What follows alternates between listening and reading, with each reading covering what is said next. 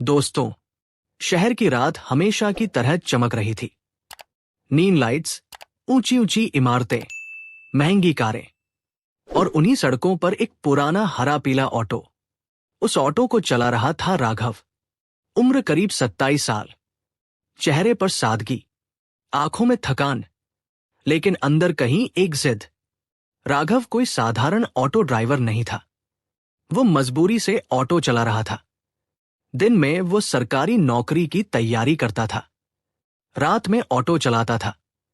घर में बीमार मां थी, छोटी बहन थी जिसकी पढ़ाई का खर्च उसी के कंधों पर था। उस रात भी वह आखिरी सवारी की तलाश में था। एक चमचमाती BMW उसके सामने आकर रुकी। दरवाजा खुला और बाहर उतरी एक लड़की, करीब 23 से 24 साल। महंगे कपड़े, हाथ में हीरे की घड़ी, चेहरे पर आत्मविश्वास, लेकिन आंखों में अजीब सी उदासी। उसने इधर उधर देखा, फिर सीधे राघव के ऑटो के पास आई। ऑटो खाली है? उसने पूछा। राघव ने सिर हिलाया। हाँ मैडम। कहाँ चलना है? उसने पता बताया। शहर का सबसे पॉश इलाका। राघव थोड़ा चौंका। मैडम, वहां तो आपकी गाड़ी खड़ी है। लड़की हल्का सा मुस्कुराई। आज ऑटो में जाना है। राघव ने कुछ नहीं पूछा। ऑटो चल पड़ा। दोनों के बीच चुप्पी थी। लड़की खिड़की से बाहर देख रही थी। राघव रियर व्यू मिरर से कभी कभी उसे देख लेता। कुछ अलग था उस लड़की में। कोई घमंड नहीं, कोई बनावटीपन नहीं। कुछ देर बाद लड़की ने पूछा, नाम क्या है तुम्हारा? राघव। कब से चला रहे हो ऑटो? 3 साल से। और पहले? पहले पापा चलाते थे। एक पल को राघव की आवाज भर्रा गई। लड़की ने महसूस किया, अब नहीं है। एक्सीडेंट में चले गए। फिर दोनों चुप। ऑटो एक विशाल बंगले के सामने रुका। लोहे का बड़ा गेट। गार्ड खड़ा था। लड़की उतरी। कितना हुआ? 240 रुपए। लड़की ने पर्स निकाला, फिर अचानक रुक गई। किराया अंदर दूंगी। कमरे में चलो। राघव जैसे पत्थर हो गया। जी। डरो मत, अंदर आ जाओ। पैसे दे दूंगी। गार्ड ने भी इशारा किया। मैडम कह रही है तो जाओ। राघव के मन में कई सवाल थे, पर उसने सोचा शायद सच में पैसे लाने अंदर जा रही हो। वो धीरे धीरे अंदर गया। बंगला किसी महल से कम नहीं था। दीवारों पर महंगी पेंटिंग्स, फर्श पर इटालियन मार्बल, छत से झूलता विशाल झूमर। राघव ने पहले कभी ऐसा घर नहीं देखा था। लड़की सीढ़ियां चढ़कर ऊपर गई, फिर मुड़ी। ऊपर आओ। राघव का दिल तेज धड़कने लगा। मैडम, मैं यही ठीक हूं। डर रहे हो? उसकी आवाज में चुनौती थी। राघव ने खुद को संभाला और ऊपर चला गया। कमरा बड़ा था, लेकिन अजीब तरह से खाली।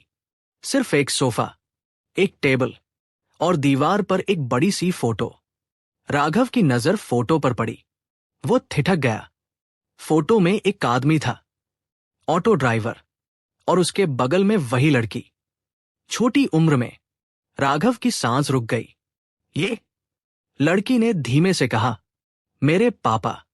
राघव समझ नहीं पा रहा था। मैडम, आपके पापा तो?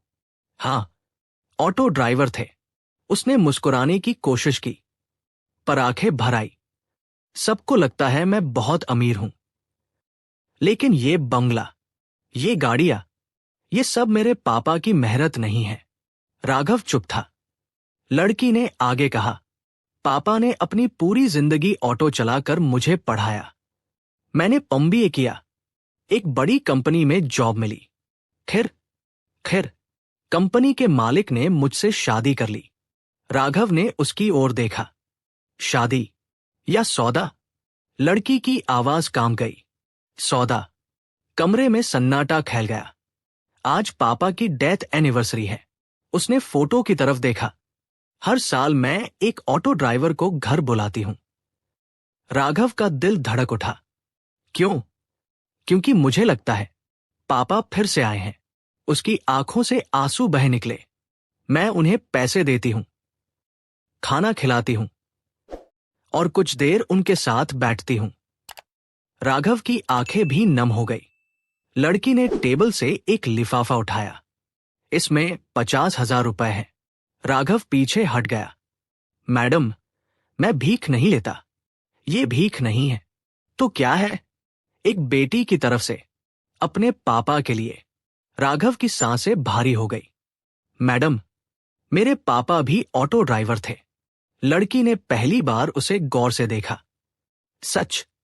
हाँ, और उन्होंने सिखाया था, मेहनत का पैसा लो, एहसान का नहीं।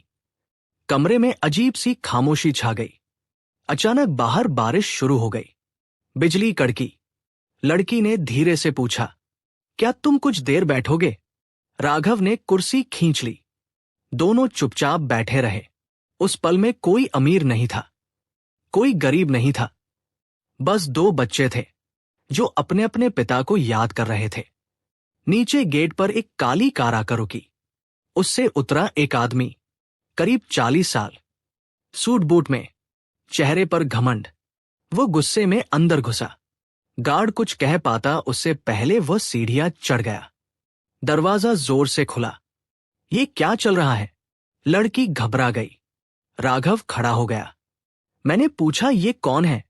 लड़की ने खुद को संभाला। ये ऑटो ड्राइवर है। आदमी ने तिरस्कार से देखा। और ये मेरे घर के अंदर क्या कर रहा है? राघव समझ गया, ये उसका पति है। मैंने बुलाया है, लड़की ने कहा। क्यों? क्योंकि आज पापा की बरसी है। आदमी हंसा। ड्रामा मत करो। उसने राघव की तरफ देखा। कितने पैसे लिए? राघव का खून खौल उठा। मैं पैसे लेने नहीं आया। तो क्या करने आया है? राघव चुप रहा। लड़की चीखी, बस करो। आदमी ने गुस्से में टेबल पलट दी। लिफाफा गिर गया। नोट फर्श पर फैल गए। आदमी ने जेब से फोन निकाला। अभी पुलिस को बुलाता हूं। घुसपैठ, ब्लैकमेल, जो भी लगाना पड़े। राघव स्तब्ध। लड़की कांप रही थी। क्या होगा अब? क्या राघव फंस जाएगा? क्या ये सब कोई साजिश है? बारिश तेज हो चुकी थी और इस रात की कहानी अभी शुरू ही हुई थी। बारिश तेज थी। कमरे में तनाव भारी हो चुका था। उस अमीर आदमी, विक्रम, ने फोन कान से लगाया। हेलो, इंस्पेक्टर साहब, मेरे घर में एक आदमी घुस आया है। राघव ने शांत रहने की कोशिश की। लड़की, नैना, आगे आई।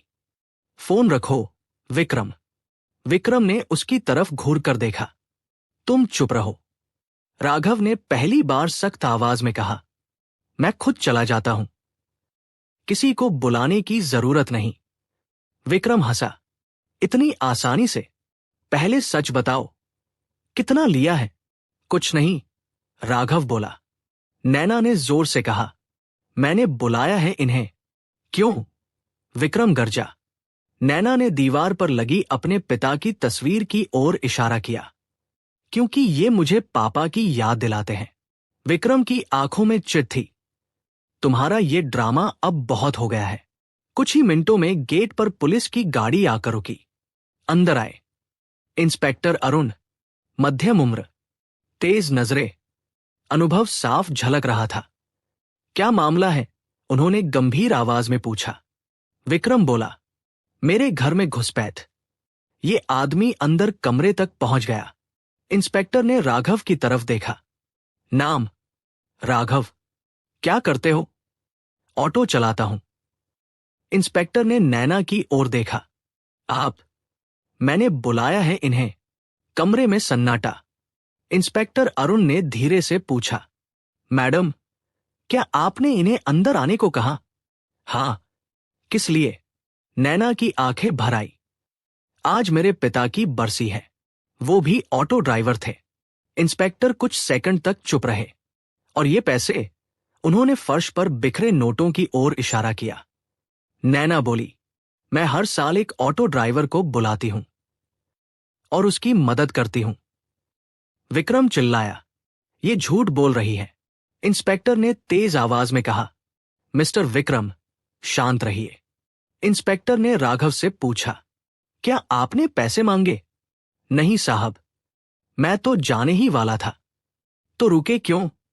राघव ने धीमे से कहा, क्योंकि मैडम रो रही थी। कमरे में एक अजीब सा भाव फैल गया। इंस्पेक्टर की नजर नैना पर गई। क्या ये सच है? नैना ने सिर हिलाया। अचानक विक्रम बिफर पड़ा। ये सब भावुकता का नाटक है। मैंने तुम्हें सब दिया, ये बंगला, ये शान। नैना चीखी, लेकिन इज्जत नहीं दी। कमरे में गूंज। राघव स्तब्ध। इंस्पेक्टर अरुण ने गौर से दोनों को देखा। लगता है मामला सिर्फ घुसपैठ का नहीं है। नैना अचानक टेबल की दराज से अपना फोन लाई। इंस्पेक्टर साहब, ये सुनिए। उसने एक ऑडियो चलाया। विक्रम की आवाज थी। तुम्हारे बाप की औकात क्या थी? ऑटो चलाता था। मैंने तुम्हें उठाकर यहां बैठाया है। कमरा जड़ हो गया। इंस्पेक्टर की भौहें तन गई। ये कब का है? 2 महीने पहले का। इंस्पेक्टर अरुण ने सख्ती से पूछा, क्या आप अपनी पत्नी का मानसिक उत्पीड़न करते हैं? विक्रम तिलमिला गया। ये हमारे बीच का मामला है। अब नहीं, इंस्पेक्टर बोले। राघव समझ रहा था, ये कहानी कहीं और जा रही है। राघव ने सोचा, उसे यहां से निकल जाना चाहिए। लेकिन नैना की हालत देखकर उसके कदम रुक गए। उसने धीमे से कहा, साहब, अगर मेरी वजह से कोई परेशानी है तो मैं चला जाता हूं। इंस्पेक्टर ने उसे देखा। तुम रुको, सच साफ होना चाहिए। नैना टूट चुकी थी। इंस्पेक्टर साहब, मैंने कभी इनसे कुछ नहीं मांगा। बस इतना चाहती थी कि पापा की याद का मजाक न उड़ाए। विक्रम चिल्लाया, तुम मुझे बदनाम करना चाहती हो? नहीं, नैना बोली, मैं बस इंसान की तरह जीना चाहती हूं। इंस्पेक्टर ने गंभीर स्वर में कहा, मिस्टर विक्रम, अगर आपकी पत्नी चाहे तो वो घरेलू हिंसा और मानसिक उत्पीड़न की शिकायत दर्ज करा सकती है। विक्रम के चेहरे का रंग उड़ गया। तुम ये करोगी? नैना ने पहली बार दृढ़ आवाज में कहा। हां। बाहर बारिश और तेज हो चुकी थी। राघव ने पहली बार नैना की आंखों में डर की जगह हिम्मत देखी। इंस्पेक्टर बोले, मैडम, आप चाहें तो अभी हमारे साथ थाने चल सकती है। विक्रम ने दांत भींचे। तुम सोच लो नैना, अगर गई तो वापस मत आना। नैना कुछ सेकंड चुप रही। फिर उसने कहा, मैं पहले ही यहां नहीं हूं। नैना ने राघव की तरफ देखा। क्या तुम मुझे थाने तक छोड़ दोगे? राघव अवाक। जी। आज पहली बार मुझे अपने पापा जैसा भरोसा महसूस हुआ है। राघव की आंखें भर आई। इंस्पेक्टर ने कहा, हम पीछे आ रहे हैं। नैना बिना पीछे देखे सीढ़ियां उतरी। विक्रम वहीं खड़ा रह गया। बारिश में भीगता हुआ ऑटो गेट के बाहर खड़ा था। नैना उसमें बैठ गई। राघव ने इंजन स्टार्ट किया। उस रात सिर्फ एक सवारी नहीं चल रही थी, एक लड़की अपने डर से बाहर निकल रही थी। जैसे ही ऑटो आगे बढ़ा, रियर व्यू मिरर में राघव ने देखा, विक्रम की कार पीछे पीछे आ रही थी। उसके चेहरे पर गुस्सा नहीं, कुछ और था, कुछ खतरनाक। बारिश रुकने का नाम नहीं ले रही थी। सड़कें भीगी हुई थी। स्ट्रीट लाइट्स पानी में चमक रही थी। राघव का ऑटो आगे बढ़ रहा था। पीछे विक्रम की काली कार। रियर व्यू मिरर में उसकी हेडलाइट्स तेज चमक रही थी। नैना ने भी देख लिया। वो पीछे आ रहे हैं ना? राघव ने शांत रहने की कोशिश की। हां, लेकिन आप डरिए मत। नैना की हथेलियां कांप रही थी। अचानक विक्रम की कार ने स्पीड बढ़ाई। ऑटो के बिल्कुल करीब आ गई। हॉर्न, बार बार।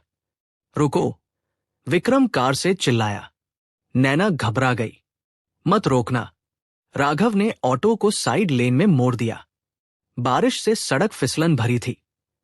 विक्रम ने कार आगे लाकर ऑटो को ओवरटेक किया और अचानक ब्रेक मारा। ऑटो डगमगा गया। नैना चीखी। राघव ने किसी तरह संतुलन संभाला। आप पागल हो गए हैं, नैना कार की तरफ चिल्लाई। विक्रम कार से उतरा, भीगा हुआ, लेकिन आंखों में अजीब सा जुनून। तुम कहीं नहीं जाओगी, उसने दांत भींचते हुए कहा। राघव भी ऑटो से उतरा। साहब, रास्ता दीजिए। विक्रम ने उसे धक्का दिया। तू बीच में मत बोल। नैना कार से बाहर आई। बस करो विक्रम, तुम्हें समझ नहीं आता। ये लोग तुम्हारे जैसे घरों में आने के लिए ऐसे ड्रामे करते हैं। राघव का खून खौल गया। मेरे पिता ने भी ऑटो चलाया था। हम गरीब हैं, गिरे हुए नहीं। कुछ सेकंड के लिए तीनों चुप। तभी पीछे से सायरन की आवाज आई। इंस्पेक्टर अरुण की गाड़ी आ चुकी थी। विक्रम का चेहरा उतर गया। इंस्पेक्टर उतरे। ये सड़क है, आपका ड्राइंग रूम नहीं, उन्होंने सख्ती से कहा। उसी वक्त पीछे से तेज रफ्तार ट्रक आया। विक्रम की कार आधी सड़क पर खड़ी थी। ट्रक ड्राइवर ने ब्रेक मारा, लेकिन सड़क फिसलन भरी थी। टक्कर। कार बुरी तरह हिल गई। नैना चीख पड़ी। विक्रम सड़क पर गिर गया। कुछ पल के लिए सब जड़ हो गया।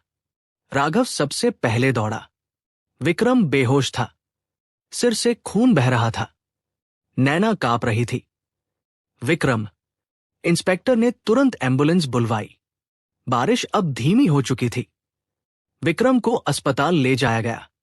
डॉक्टरों ने तुरंत ऑपरेशन थिएटर में लिया। नैना बाहर कुर्सी पर बैठ गई। उसकी आंखों में आंसू थे, लेकिन भाव उलझे हुए। राघव पास खड़ा था। आप ठीक हैं? नैना बोली। मैं समझ नहीं पा रही। मैं उनसे नफरत करती हूं। लेकिन उन्हें कुछ हो जाए तो। वह चुप हो गई। 2 घंटे बीत गए। डॉक्टर बाहर आए। जान खतरे से बाहर है, लेकिन सिर पर गहरी चोट है। नैना ने राहत की सांस ली। इंस्पेक्टर अरुण ने राघव को अलग बुलाया। तुम्हें पता है, ये मामला अब गंभीर हो गया है। जी साहब, अगर तुम शिकायत करो तो ये जानबूझकर जान जोखिम में डालने का केस बन सकता है। राघव चुप रहा। लेकिन इंस्पेक्टर ने कहा, फैसला तुम्हारा है। नैना धीरे धीरे राघव के पास आई। मैं थक चुकी हूं। किससे? डर से, अपमान से और खुद को कमजोर समझने से। उसने पहली बार दृढ़ आवाज में कहा, मैं केस करूंगी। राघव ने सिर हिलाया। तभी अस्पताल के रिसेप्शन पर एक आदमी आया। करीब 50 साल, साधारण कपड़े। उसने नैना को देखा। बेटी? नैना चौंक गई। चाचा जी। राघव ने देखा, वही आदमी जिसकी तस्वीर कमरे में थी। ये मेरे पापा के दोस्त हैं, नैना ने बताया। चाचा जी ने भारी आवाज में कहा, मुझे सच बताना होगा। नैना घबरा गई। कौन सा सच? उन्होंने गहरी सांस ली। तुम्हारे पापा का एक्सीडेंट। वो हादसा नहीं था। कमरे में सन्नाटा। क्या मतलब? जिस ट्रक ने टक्कर मारी थी, उस कंपनी का मालिक कौन था पता है? नैना की आंखें फैल गई। विक्रम। राघव के रोंगटे खड़े हो गए। आप कह क्या रहे हैं? नैना की आवाज कांप रही थी। तुम्हारे पापा उस दिन विक्रम के खिलाफ गवाही देने वाले थे। उन्होंने कंपनी की गैर कानूनी डील देखी थी। नैना की सांस अटक गई। तो पापा की मौत संयोग नहीं थी? चाचा जी बोले। राघव ने मुट्ठियां भींच ली। इंस्पेक्टर अरुण को सब बताया गया। उन्होंने गंभीर स्वर में कहा, अगर ये सच है तो मामला बहुत बड़ा है। नैना की आंखों में अब आंसू नहीं थे, सिर्फ आग थी। मैं लड़ूंगी, राघव ने कहा। मैं साथ हूं। क्यों? नैना ने पूछा। क्योंकि सच को दबाने वालों के खिलाफ खड़ा होना ही मेरे पापा की सीख थी। नैना ने पहली बार हल्की मुस्कान दी। उसी समय डॉक्टर बाहर आए। विक्रम को होश आ गया है। इंस्पेक्टर अंदर गए। कुछ मिनट बाद बाहर आए। चेहरा गंभीर। विक्रम ने बयान दिया है। क्या? नैना ने पूछा। वो कह रहा है कि उसे भी नहीं पता था उस रात क्या हुआ, और उसके पास एक नाम है। कौन सा नाम? इंस्पेक्टर ने धीरे से कहा, उस कंपनी के असली मालिक का। कमरे में फिर सन्नाटा। मतलब विक्रम भी किसी बड़े खेल का मोहरा था। अस्पताल का कमरा शांत था। विक्रम होश में था। सिर पर पट्टी बंधी थी। आंखों में पहले जैसा घमंड नहीं, डर था। इंस्पेक्टर अरुण उसके सामने खड़े थे। नाम बताओ। विक्रम ने गहरी सांस ली। मैं सिर्फ डायरेक्टर था। कंपनी का असली मालिक कोई और है। कौन? कुछ सेकंड की चुप्पी। रमेश खुराना। रमेश खुराना शहर का बड़ा उद्योगपति। कई ट्रांसपोर्ट कंपनियां, राजनीतिक पकड़, पैसे और ताकत का खेल। नैना ने नाम सुना तो जैसे जमीन खिसक गई। ये वही है जो पापा की गवाही से डर रहा था। इंस्पेक्टर ने सिर हिलाया। संभव है, विक्रम बोला। उस रात मुझे सिर्फ इतना कहा गया था कि गाड़ी रोकनी है, बाकी काम ट्रक ड्राइवर करेगा। और तुम्हें पता था क्या होगा? इंस्पेक्टर ने पूछा। विक्रम ने नजरें झुका ली। अंदाजा था, लेकिन नैना की आंखों में आग थी। लेकिन तुमने रोका नहीं। विक्रम चुप। अगले ही दिन रमेश खुराना के खिलाफ एफआईआर दर्ज हुई। मीडिया में खबर फैल गई। प्रसिद्ध उद्योगपति पर हत्या की साजिश का आरोप।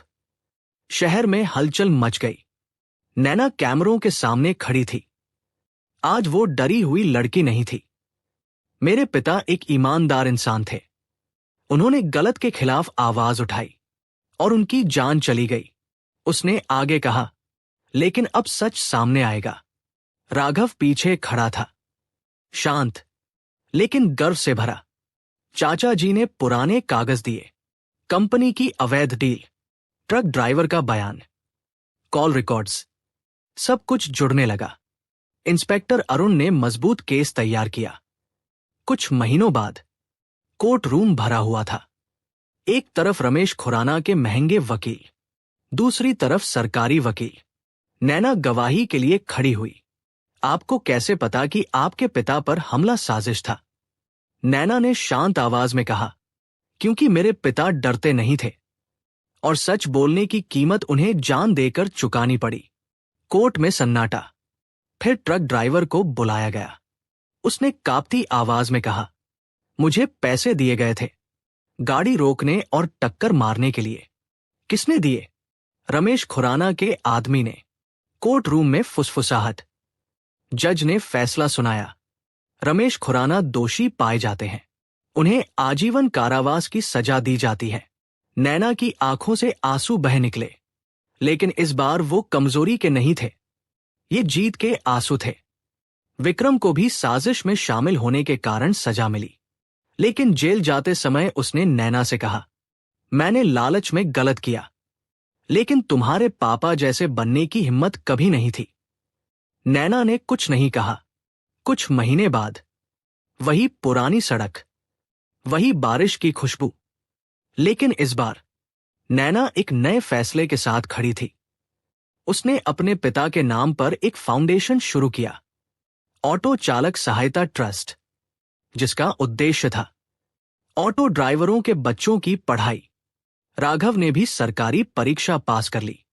आज वो ट्रैफिक सब इंस्पेक्टर था। पहली ड्यूटी के दिन नैना ने उसे सलाम किया। बधाई हो ऑफिसर। राघव मुस्कुराया। ये सब आपके पापा की वजह से है। नैना अपने पुराने बंगले के सामने खड़ी थी। दीवार पर अब भी पापा की तस्वीर थी, लेकिन आज उसके चेहरे पर दर्द नहीं, शांति थी। उसने तस्वीर से कहा, पापा, आज आपको इंसाफ मिल गया। बाहर सड़क पर एक ऑटो गुजरा। नैना मुस्कुराई।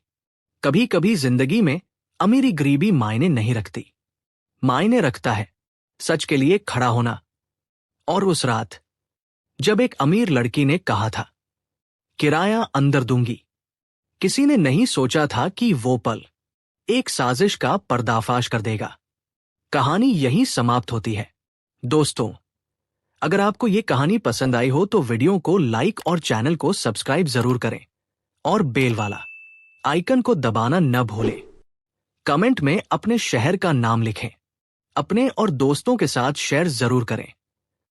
आपकी एक छोटी सी सपोर्ट ही ऐसी कहानियां लाने की ताकत देती है। जय हिंद, जय भारत।